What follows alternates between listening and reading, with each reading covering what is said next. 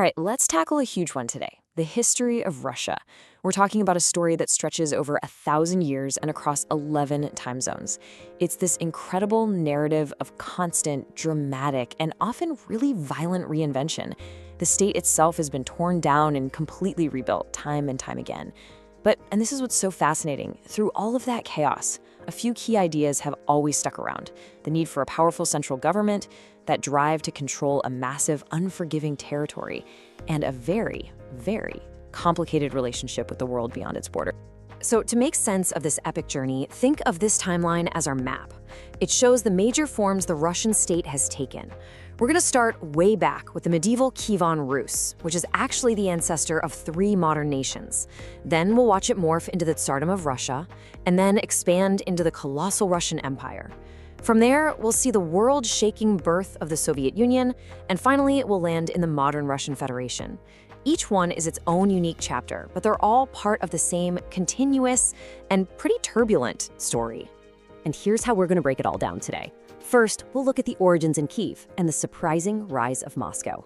Then, we'll get into the era of the Tsars and their relentless quest to build an empire. Third, we'll cover the revolutionary fire that forged the Soviet Union. Fourth, the USSR's time on top as a global superpower. And finally, its collapse and the birth of the new Russian Federation. Okay, let's dive right in. So our story starts, and this might surprise you, not in Moscow, but in Kiev, the capital of modern-day Ukraine. It was right here, among the early East Slavic tribes, that a medieval state called Kievan Rus first took shape. You really have to think of this as the political and cultural cradle of Russian civilization. It's the starting point for absolutely everything that comes after. Now, this first Russian state wasn't some unified kingdom. It was more like a patchwork of principalities, all run by different branches of one huge, sprawling royal family. And, that system turned out to be a total recipe for disaster. There was just endless squabbling over who should rule next and who got what territory, which led to constant civil wars. It basically bled the state dry from the inside and left it dangerously weak to any threat from the outside. And in the 13th century, that outside threat arrived in a big way with the Mongol invasion. I mean, this was a cataclysm. The Mongols just shattered the rest principalities.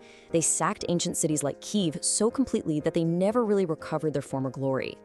This period of Mongol rule, often called the Tatar yoke, had this deep, lasting impact. It pretty much cut the Russian lands off from the European Renaissance and created this deep-seated fear of vulnerability, this belief that only a strong, centralized ruler could protect them from hostile outsiders.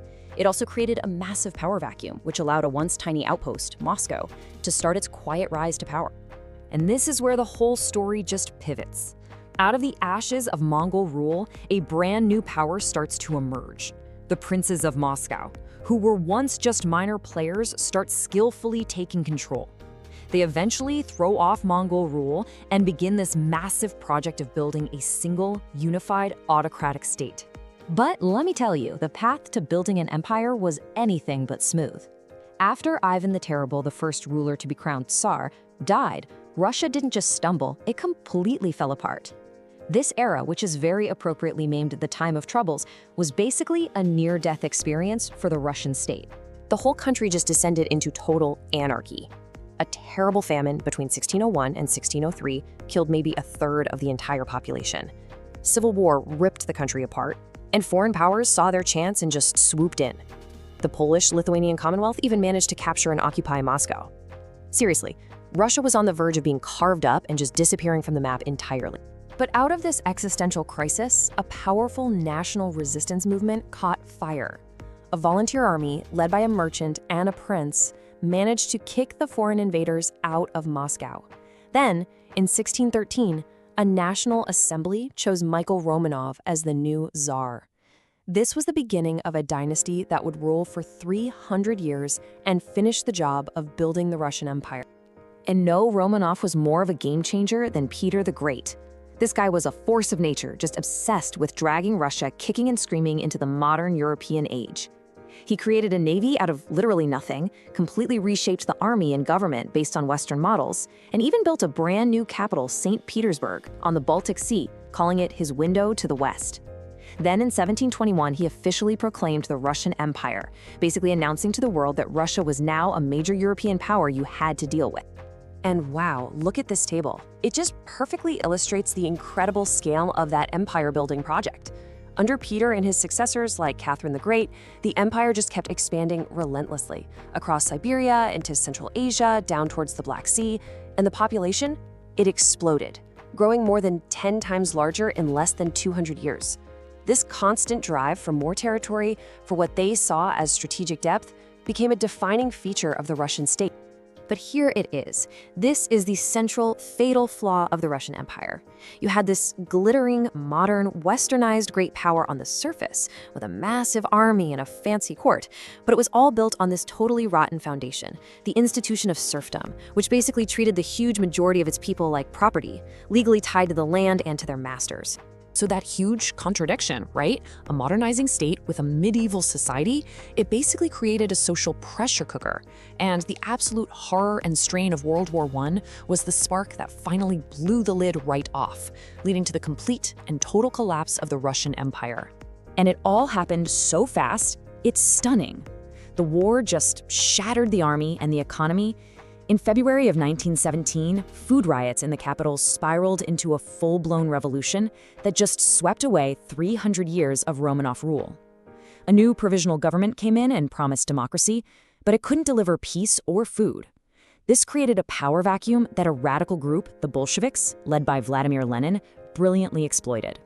They seized power in October with a simple, incredibly powerful slogan: peace, land, and bread. But the Bolshevik takeover wasn't the end of the story. It was just the beginning of a horrifically brutal civil war. The Bolshevik Reds fought against a messy coalition of white anti-communist armies, foreign troops, and massive peasant uprisings.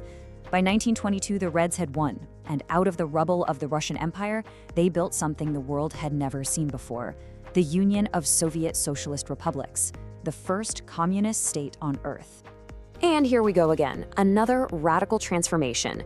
Reborn with a new ideology and a new name, the USSR, Russia would not only claw its way back to being a great power, but it would become one of two global superpowers, completely shaping the course of the entire 20th century. After Lenin died, Joseph Stalin took absolute control and launched a second, even more brutal revolution from the top down. His 5-year plans turned the Soviet Union from a peasant society into an industrial giant in just a decade. His goal was to make the USSR strong enough to survive in a world he saw as hostile and capitalist. But the human cost, it was unimaginable. Forced collectivization of farms led to a horrific famine that killed millions, especially in Ukraine. And the Great Purges were a wave of pure terror that saw millions arrested, sent to the Gulag, or just executed. That industrial power, forged in such terror, turned out to be decisive when Nazi Germany invaded in 1941. But victory came at a price that's almost impossible to wrap your head around. That's not just a number on a screen. 27 million dead. That's entire generations just gone. Thousands of cities and towns completely leveled. This incredible sacrifice became a core part of the Soviet identity, a source of immense pride, and also a justification for a lot of what they did after the war. Victory in World War II elevated the USSR to the status of a global superpower, with only the United States as its rival. And almost immediately, the wartime allies became enemies in a new kind of global conflict, the Cold War. For almost 50 years, the entire world was divided into two camps, living under the constant shadow of nuclear war, as these two superpowers battled for influence through proxy wars, spying, and a massive arms race. You know, a key battleground in this superpower showdown was the race to space. And here, the Soviets scored some absolutely breathtaking wins. Sputnik, the first satellite, sent a shockwave of panic across America. Yuri Gagarin, the first man in orbit, became a global icon. These weren't just science experiments, they were huge moments of national pride and powerful propaganda tools, showing off the technological power of the communist system to the whole world. But under all that military might and all those cosmic victories, the Soviet system was quietly rotting from the inside. The centrally planned economy was great at turning out tanks and steel, but it was terrible at innovating and making the things people actually wanted to buy. It just couldn't keep up with the West. By the 1970s and 80s, the USSR had slipped into what's called the era of stagnation, a grim world of economic decay, falling behind technologically, and endless lines for basic goods.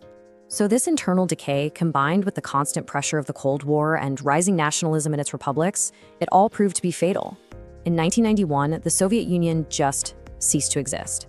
And from its core, a new, independent Russian Federation was born. That jump from communism to capitalism was an absolute shock to the system.